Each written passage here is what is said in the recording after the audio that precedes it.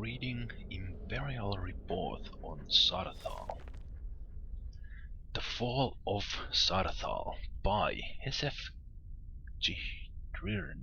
Mage's Guild Scholar, assigned to Imperial Archaeologist Sentius Floronius. Let it be known that the esteemed archaeologist has chosen to focus his boundless talents on the cooking and baking habits of early First Era Nords. While this work will no doubt bring great glory and benefit to the Empire, it is clear that my limited expertise is of no use to this effort. I am instead busy using my considerable free time to investigate a particular avenue of study, namely that of the Fall of Saarthal. Every child of the Empire knows what happened here, that the first city of man on Tamriel was sacked by the elves, jealous and fearful of the threat men posed to them. Relations have obviously improved considerably since then, but to be able to see the results of the destruction firsthand, it is quite striking to note the degree of effort that went into the venture. The first task before me was differentiating between areas of original architecture and those that were rebuilt after Ysgramor retook the city with his 500 companions.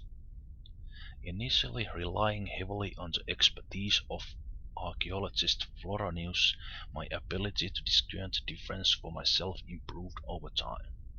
Indeed, I was surprised to find that many areas of the city, far more than I would have believed, retained much of the original stonework. Work was clearly done to remedy the effects of the city being burned after the elves' assaults, but I suspect they underestimated the durability of Nordic craftsmanship, or rather what I initially thought. Perhaps it was a mistaken sense of pride in the accomplishments of these early men, or perhaps it was just my inexperience that led me to this conclusion.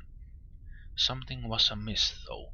Repeated attempts to consult the exceedingly perceptive archaeologist were unfruitful, often digressing into lectures on the bathing habits of Saarthal residents, or the average number of potted plants in homes. I was again forced to rely on my limited powers of observation and deduction, and so I have no conclusive results to report at this time. I can say with certainty that the initial attack on Saarthal to have been very focused and does not appear to correlate to any locations that have been established as points of defense or importance.